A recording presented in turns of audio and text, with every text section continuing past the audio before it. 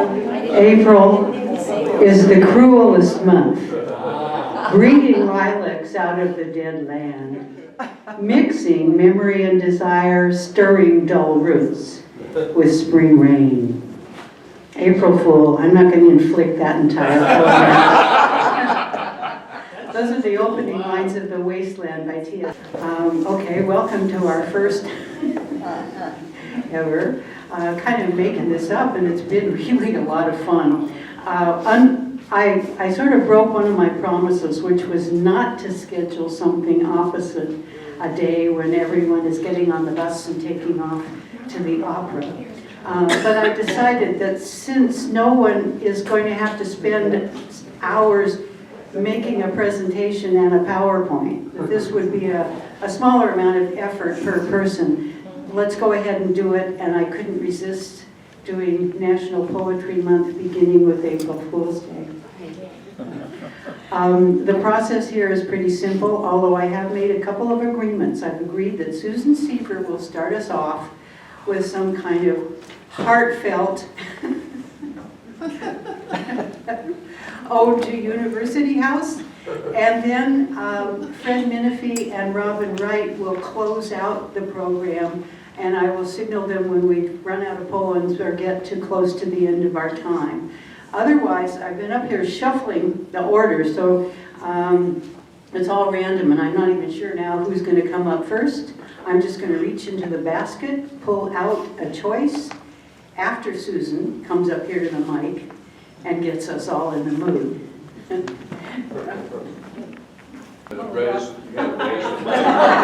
It's just right, Susan. That's right, you're a dolly. The reason I wrote this poem, is it too loud, too soft? Okay, the reason I wrote this poem is I wanted to contribute to the culture of University House like my husband. And I can't lecture like he does, but I do write fabulous poetry, although some of you may think, what?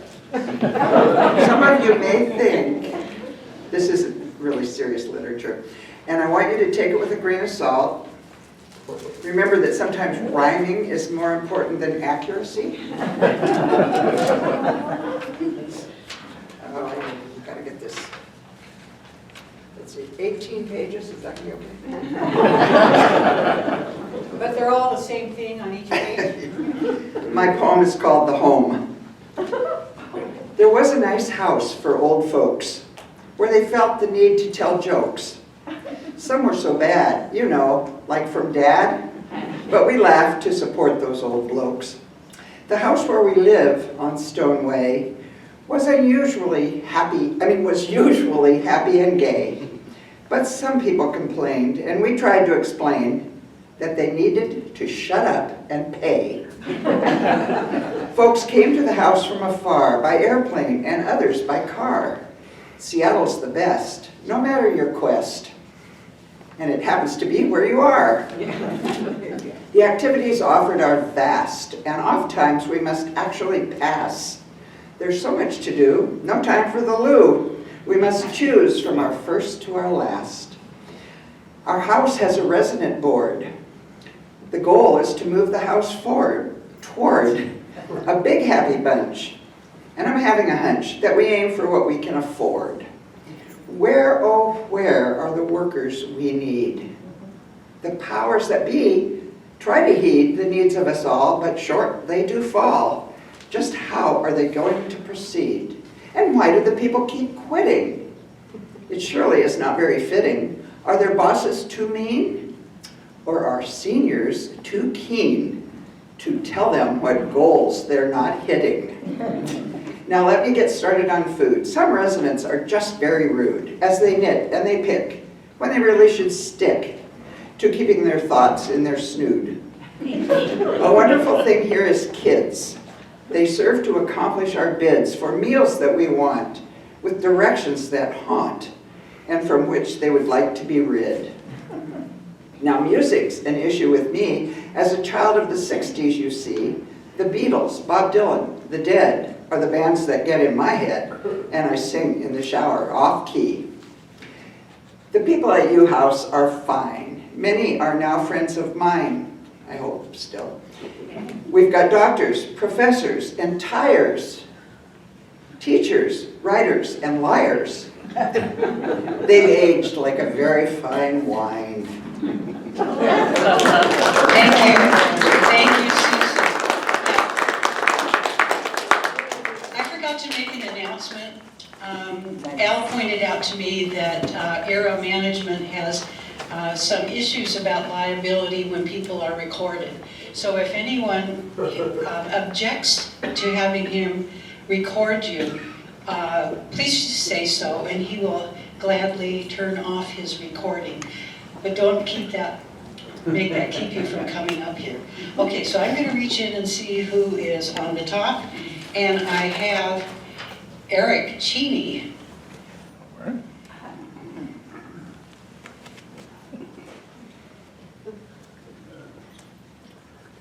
This ditty is meant as comic relief for the serious contributions we're going to soon hear.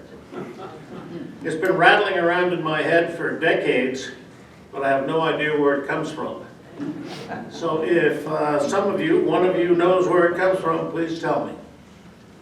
And it goes like this. I entitled it The Pig. It was early September, or a year ago, as near as I remember. And I was walking down Stone Way with tipsy pride. Nobody I was disturbing as I lay down by the curbing. And a pig came up and lay down by my side. As I lay there in the gutter, thinking thoughts I dare not utter, a lady passing by was heard to say, "You can tell a man who boozes by the company he chooses." Then the pig got up and slowly walked away.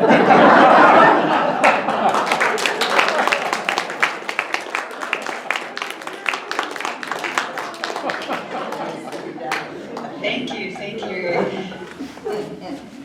Our next one, Joe Adcock, and he's going to read. Well, I'll let him tell you what he's going to read. Oh, do you want, I'll sit down.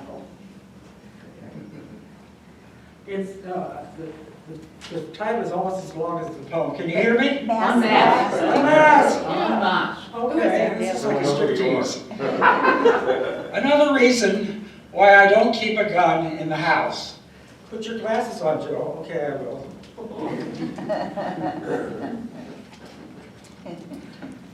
All right.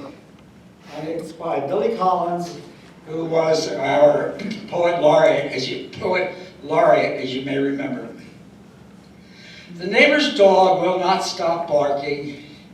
He is barking the same high, rhythmic bark that he barks every time they leave the house. They must switch him on their way out. The neighbor's dog will not stop barking. I close the windows in the house and put on a Beethoven symphony full blast. But I can still hear him muffled under the music. Barking, barking, barking! And now I can see him sitting in the orchestra, his head raised confidently as if Beethoven had included a part for a barking dog. When the record finally ends, he is still barking. And there in the oboe section, he's barking.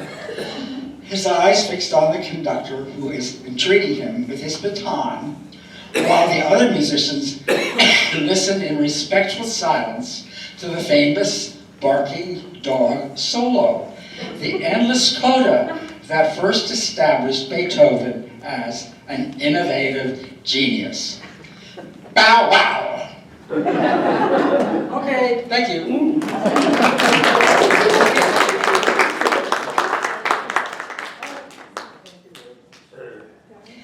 Okay, here is Gerald Garvey.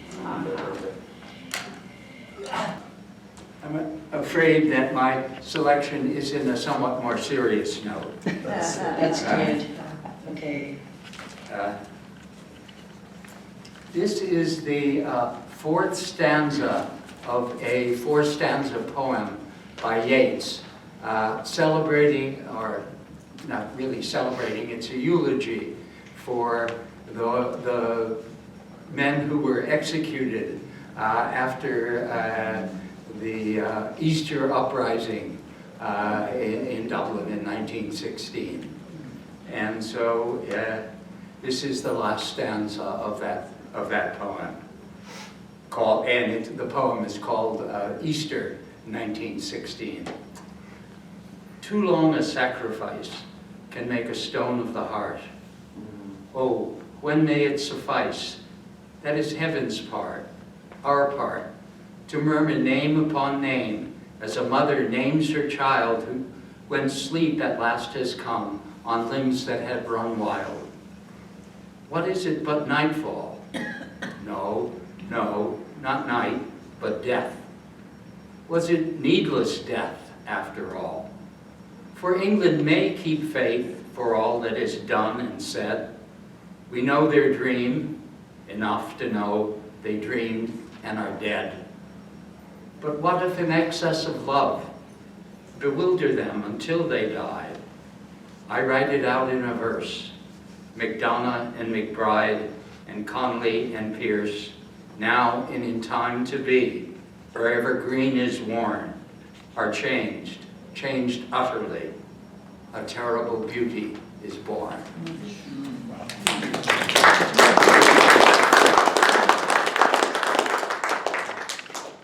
Prefer to have me just bring the mic to you. I can do that too. I'm sorry I didn't think of that when you were.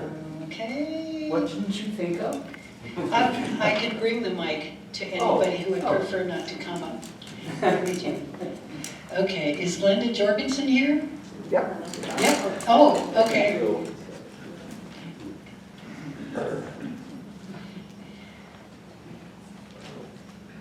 You're short, I didn't see you. Is that okay? Yes. My children and I story time would giggle over Eat It All Elaine by Kay Starbird. I went away last August to summer camp in Maine, and there I met a camper called Eat It All Elaine. Although Elaine was quiet, she liked to cause a stir by acting out the nickname her campers gave to her.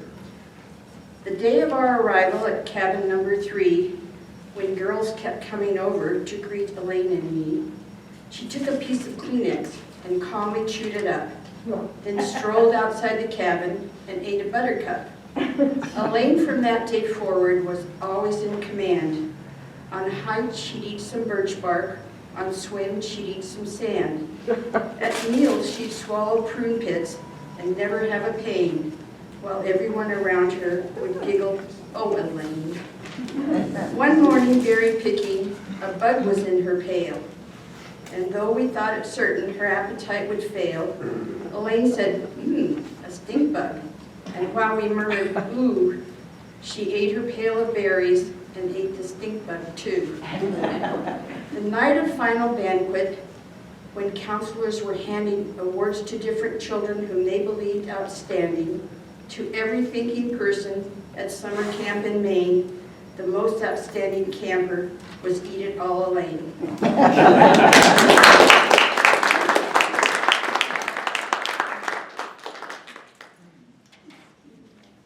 Cynthia Adcock. Do you want me to bring this to you, or would you like to come to the front? Okay. Wobble, wobble, that's all you got. No, the Adcocks did not bribe me to make sure I drew both their names. It's not refundable, you know.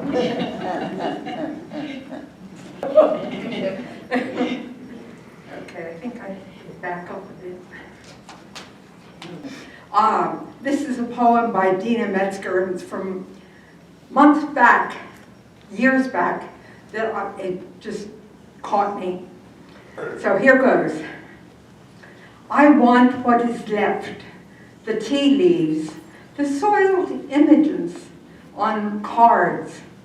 the gasp of words as meaning slips away, the rhymes of the alphabet, the chewed poems of prisoners, of bones and skeletons, the secrets, the shattered sperm, the blood, broken over.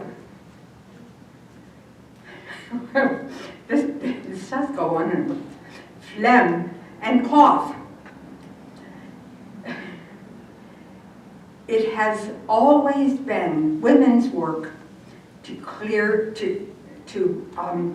the corpse.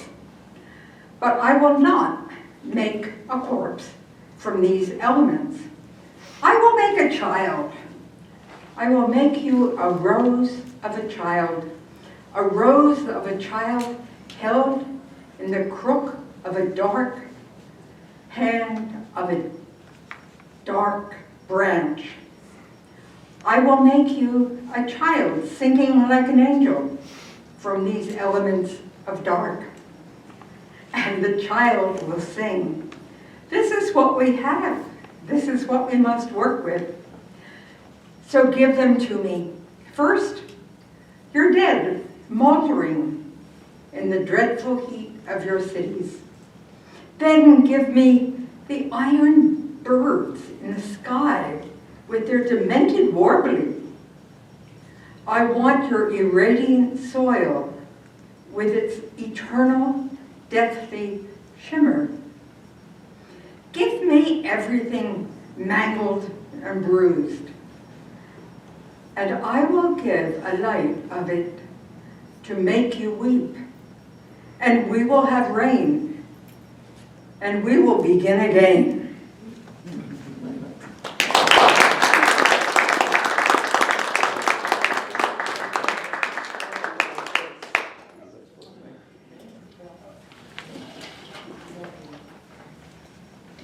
Next one is Jan Acker. And she's right here in front.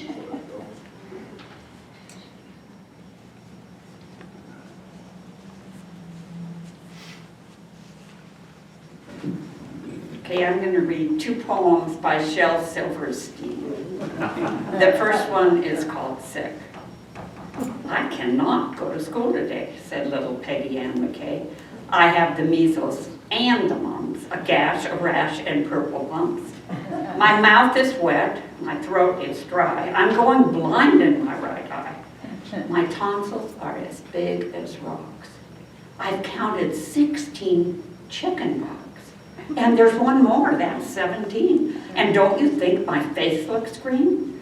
My leg is cut, my eyes are blue. It might be instamatic flu.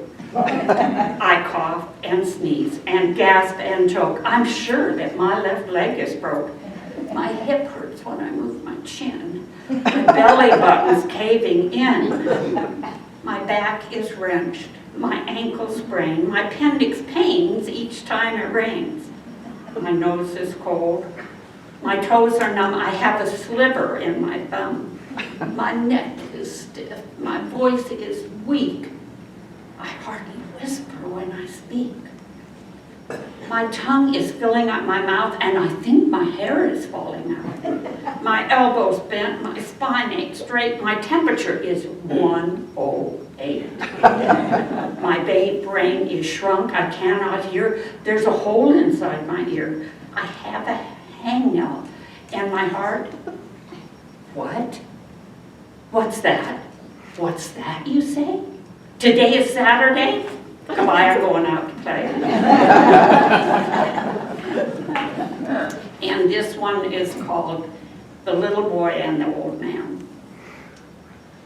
Said the little boy, sometimes I drop my spoon. Said the little old man, I do that too. The little boy whispered, I wet my pants. I do too, laughed the old man. Said the little boy, I often cry. The old man nodded, so do I. But worst of all, said the boy, it seems grown-ups don't pay attention to me. and he felt the warmth of a wrinkled old hand. "I know what you mean," said the little old man.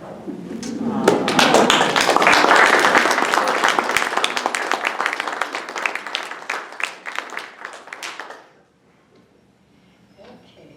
What we have next is Gail Baker.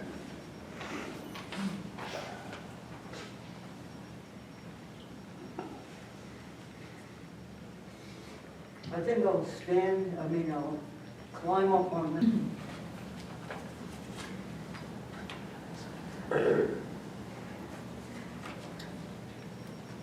I switched authors several times, too many favorites.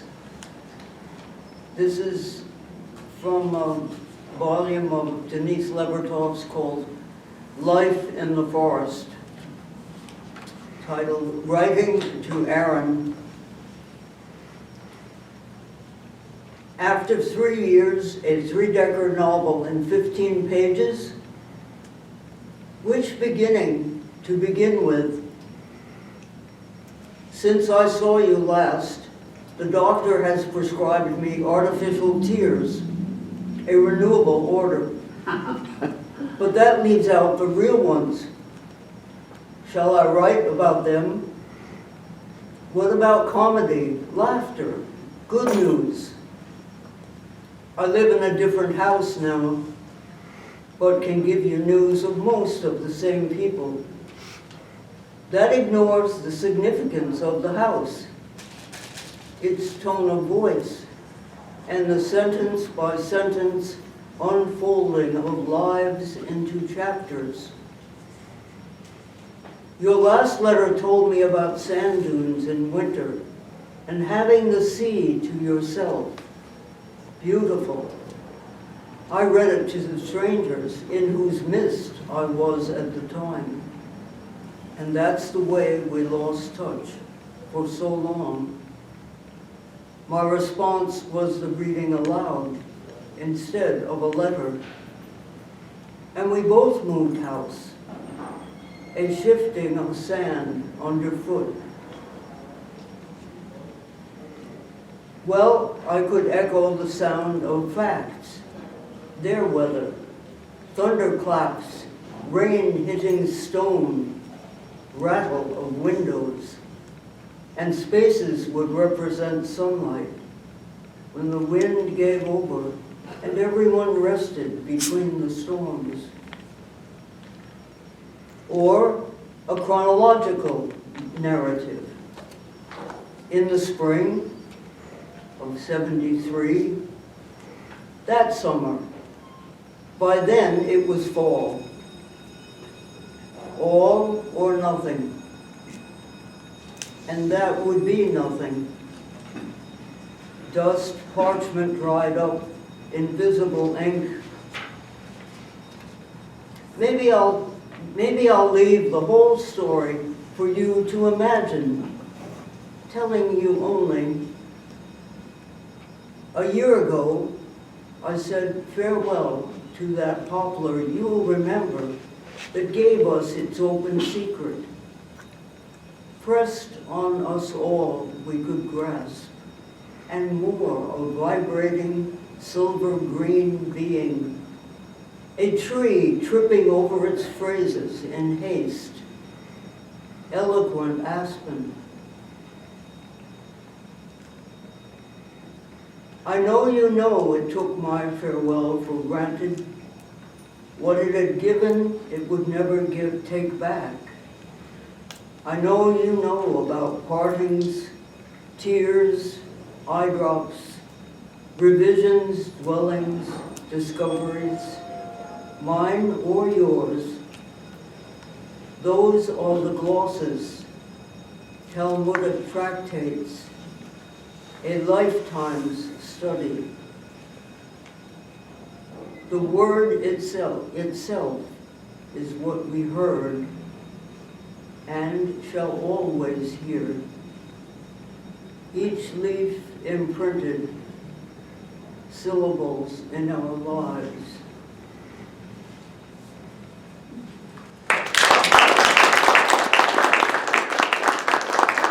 Thank you, Gail.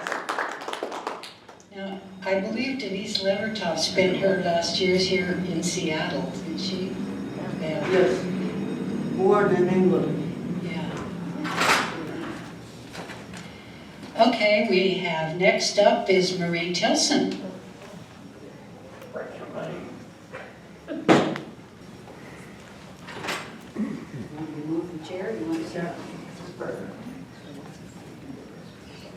I have a poem by John Donne. He's one of my favorite poets. And because some of the words are a bit lengthy, I thought maybe I'd give you a quick definition. The poem is called A Valediction Forbidding Mourning. And a valediction is a statement of farewell or leave-taking. You can sort of watch for some of these words. Profanation means to treat something sacred with abuse, irreverence, or contempt. Trepidation, a nervous or fearful feeling of uncertain agitation or apprehension. Sublunary, of or relating to characteristics of the terrestrial world. Interassured, self-confident. And then compasses, and this is like the protractors that you might have used in elementary school. So those are the words that you need to hear. Okay. Ben Jonson said that he felt that John Donne was the finest poet of the age, and that's the age of Shakespeare and Elizabeth I. A valediction forbidding mourning.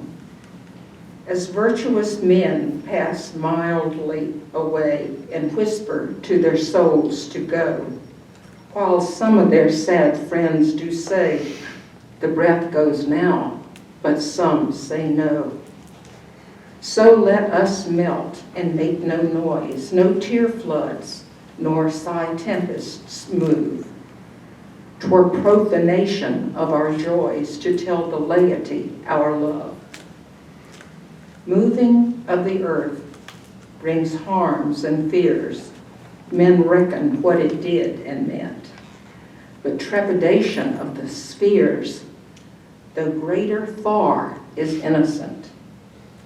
Dull, sublunary lovers' love, whose soul is sense, cannot admit absence, because it doth remove those things which elemented it. But we, by a love so much refined, that ourselves know not what it is, enter assured of the mind, care less, eyes, lips, and hands to miss. Our two souls, therefore, which are one, though I must go, endure not yet a breach, but an expansion, like gold to airy thinness beat. If they be two, they are two so, as stiff twin compasses are two. Thy soul, the fixed foot, makes no show to move, but doth if the other do. And though it in the center sit, yet when the other far doth roam, it leans and hearkens after it, and grows erect as that comes home. Such wilt thou be to me, who must, like the other foot, obliquely run. Thy firmness draws my circle just, and makes me end where I begun.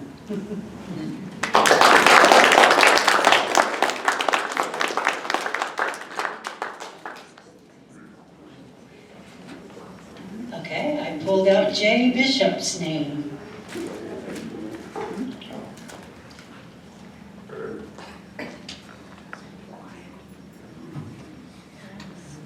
Good morning. Good morning. wife, Elaine Bishop, was a poet. Take off your mask. Good idea. After she died, my two daughters, Rachel and Sarah, and I put together this book of some of Elaine's poems. Is this close enough to be heard? Yes. The title is "The Leaves Have Told the Trees They Want to Dance." And so I'll read one. If there's time for another, second or third, well, you can urge me. Okay, this one's called "We Teach Our Kids." We teach our kids compassion and hope they have the grace to judge another by his deeds and not just by his face. We show them with our actions how we would have them be. We give them love, we watch them grow, and then we set them free. And this was so demonstrates the attitude that Elaine had, and me too. Okay, the second one is called "A True Story." Last year we had the worst teacher. She had temper tantrums when we were having fun. She made us stand on our heads and gave us terrible homework. She yelled and never told any jokes. So our class got together and earned money. We recycled aluminum cans. We had a bake sale. We sold candy bars and wrapping paper. We washed cars and babysat. When we had enough money, we bought our teacher a one-way ticket to the moon. We had a big party to see her off. It's a lot better at school this year.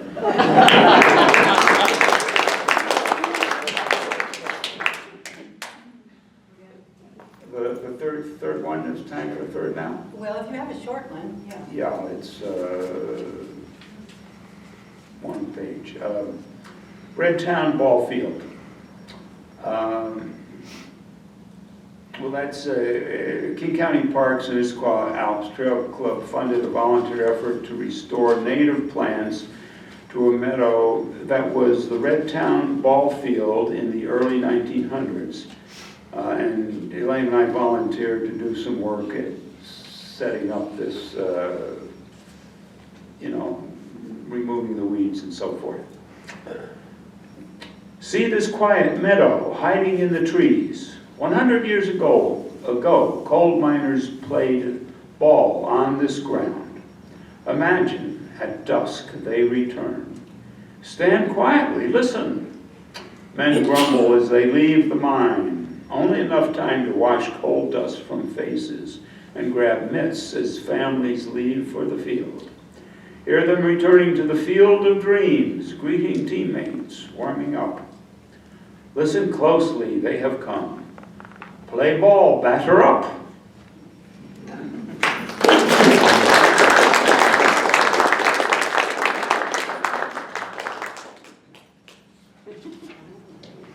Dylan Langley.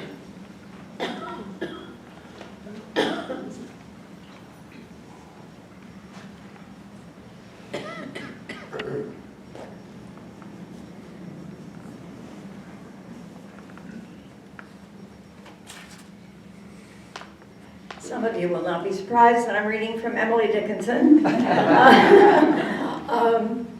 was a guide at the museum for many years, and in Amherst. She was born in Amherst and died in Amherst, but she's not the stereotype that you may know. So, 3 very short poems. Faith is a fine invention to gentlemen who see, but microscopes are prudent in an emergency. And we all know she loved nature, those of you who have read any of Dickinson. And this is a little light touch. A little madness in the spring is wholesome even for a king.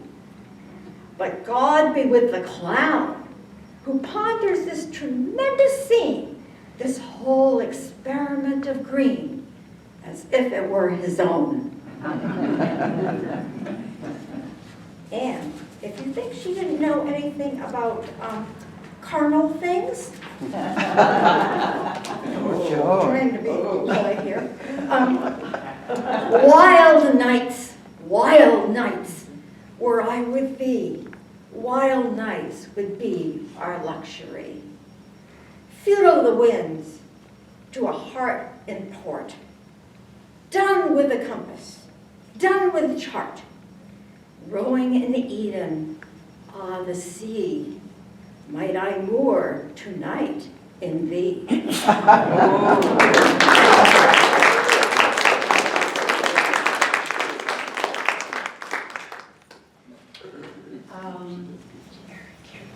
Well, you know what?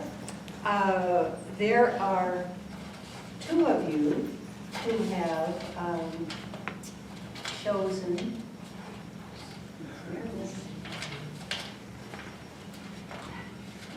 Who are you talking to?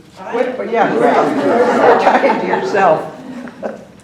Henry Feldman and Kathy Woods have both chosen Jabberwocky, one of my favorites by Lewis Carroll. Would you like to both read it or Sure. recite it? Or would you like me to recite it from him? No. Come on, Kathy. No, let one of them. They're both of them. Let them eat. You want your own microphone? Let Henry go first. Okay.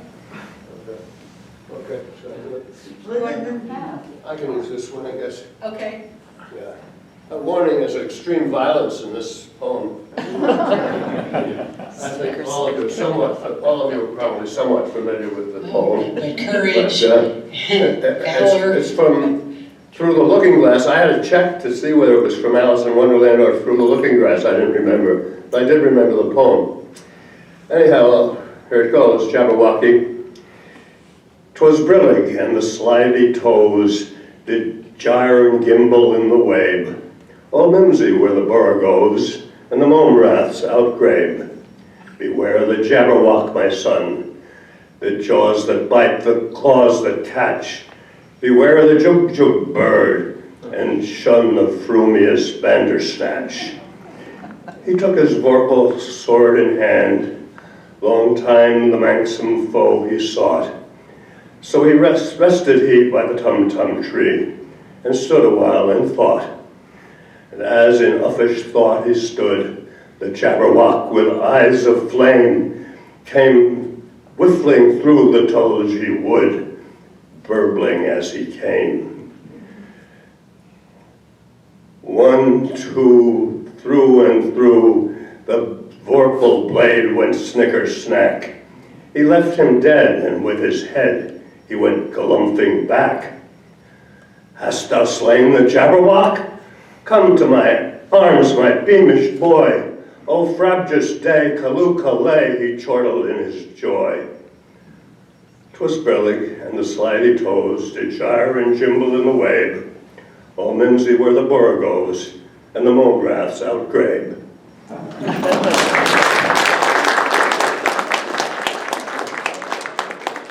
wonderful choice. You don't happen to have another poem or? I have one that sounds just like that. Oh, good. Come right on up. Except mine's not memorized, so. Oh, Like Henry said, this is Lewis Carroll and Through the Looking Glass. And if you want me to give you the definitions of the words, you go to the wrong place. 'Twas brillig, and the slithy toes did gyre and gimble in the wabe. All mimsy were the borogoves, and the mome raths outgrabe. Beware the Jabberwock, my son, the jaws that bite, the claws that catch. Beware the Jug-Jug bird, and shun the frumious Bandersnatch. He took his verbal sword in hand, long time the manxome foe he sought. So rested he by the tum-tum tree, and stood a while in thought. And as in uffish thought he stood, the Jabberwock with eyes in flame came whiffling through the trudgy wood and burbled as it came. 1, 2, 1, 2, and through, the purple blade went snicker-snack. He left it dead, and with its head, he waved the lumping back. And hast thou slain the Jabberwock? Come to my arms, my beamish boy. O fabulous day, Callooh Callay, he chortled in his joy. 'Twas brillig, the slithy toes did gyre and gimble in the wave, and mimsy were the myrtle groves, and the mumble ras outgrabe. April 1st. That's been translated into many languages. How would you like to try to translate those I words? wanted to say great minds think alike, didn't you? Well, we have at least 2 great minds here, right? Okay. Val Girth. Is Val here? He's at the opera. She's at the She went to the opera. Oh, okay. Well, Val, since I don't have the poem and she wasn't even sure which one she was going to read, I'm sorry we won't hear from Val. But, yeah, we only have a couple more, and these are good ones. I know both of them, yeah. Here's Don McMillan.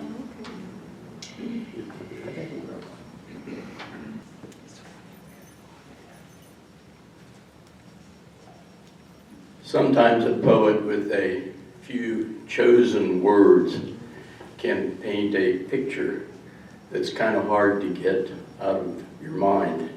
And I think William Cullen Bryant in To a Waterfowl did that very, very well. He wrote the poem in 1818. It was published in a series of poems in 1821. I have this in case I get panicked here by the microphone, but it goes like this. Wither midst falling dew, while glow the heavens with the last steps of day. Far through thy rosy depths dost thou pursue thy solitary way. Vainly the fowler's eye might mark thy distant flight to do thee wrong, as darkly painted against a crimson sky, thy figure floats along. That's the poem, and I made a mistake that I often make, and that's in that closing line, because I always want to say darkly painted, and actually the bird is floating. But it is kind of a painting that gets in your mind, and I hope I put it in yours.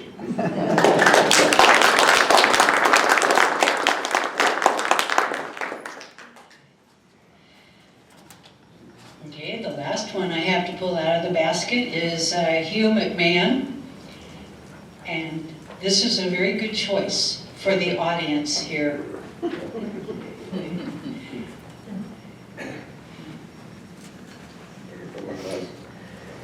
going to try to do this one. Anyways, William Butler Yeats again. Sailing to Byzantium. That is no country for old men, the young in another's arms, the birds in the trees, these giant generations at the sound, the mackerel crowded sea, the salmon falls, the mackerel crowded seas. Fish, flesh, or fowl commend all summer long, whatever is begotten, born, and dies. Caught in that sensual music, all neglect, monuments of an aging intellect. An aged man is but a paltry thing, a tattered cloak upon a string, and let soul clap its hands and sing, and louder sing, for every tatter in its mortal dress.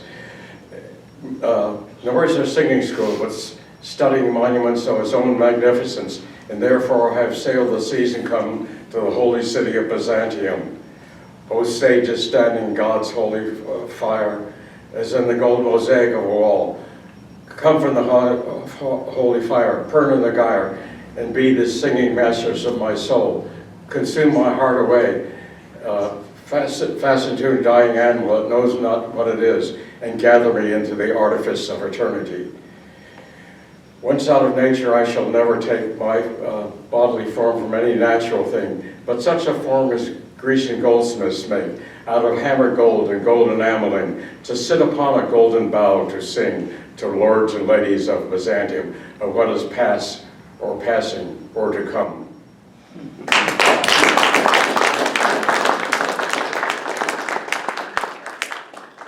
Fred Menifee and his reading partner, Robin Wright, have asked to close out our program with this poem here, which some of you may recognize. Recent, by a living poet.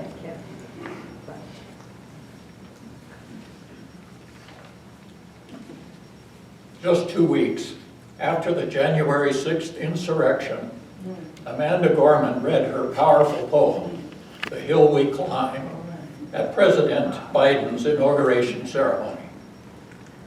After the indictment of Donald Trump on Thursday, her important words need to be repeated.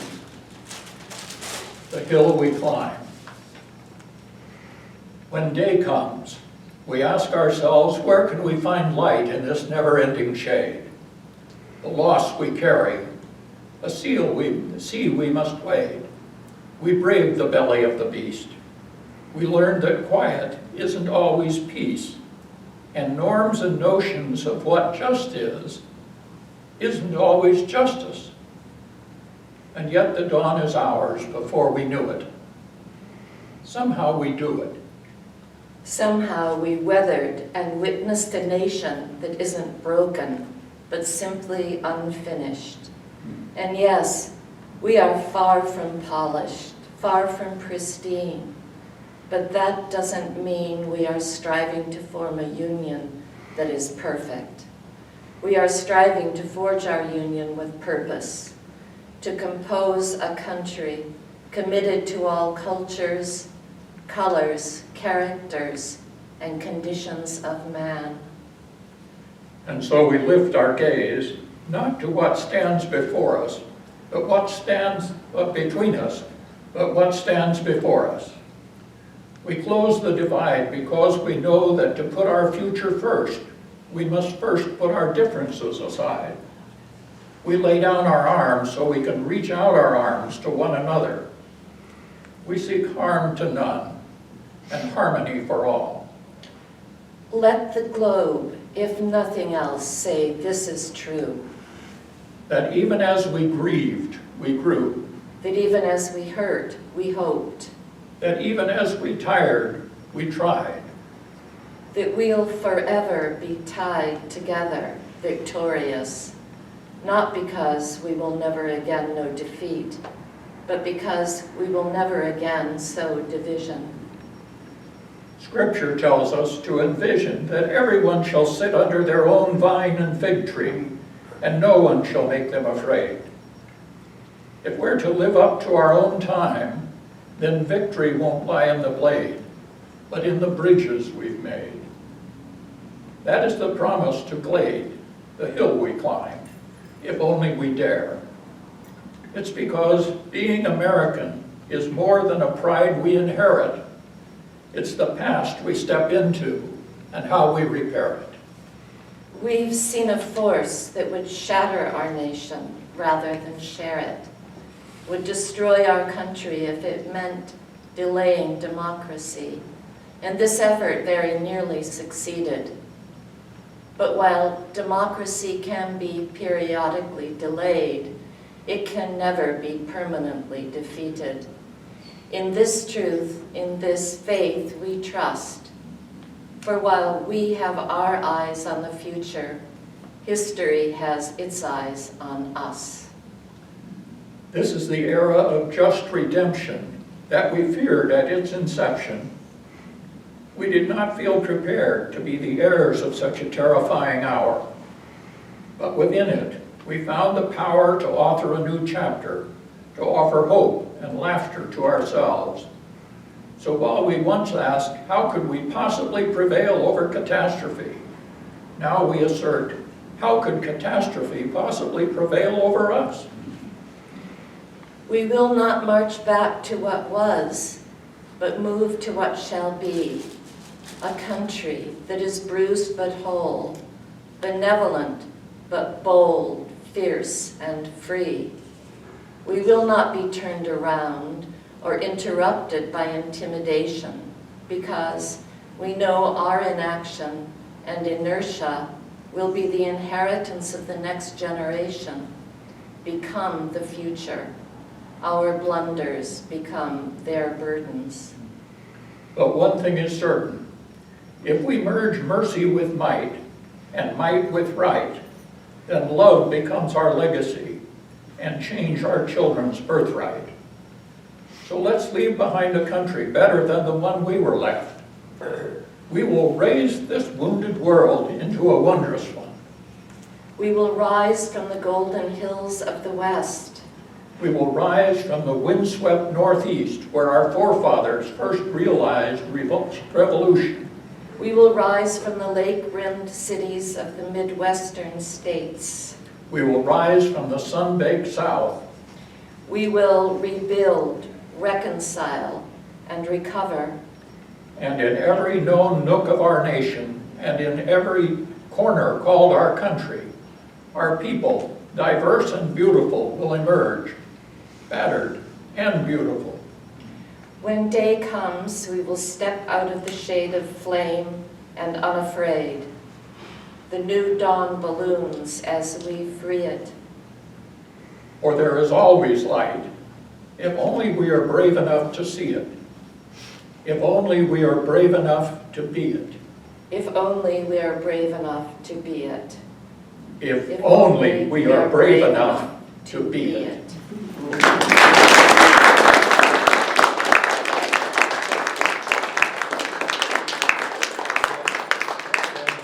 Thank you, everybody who's contributed to this. And that's the end of the poems. Thank you all for being a very courteous and attentive and enthusiastic audience. Have a great weekend.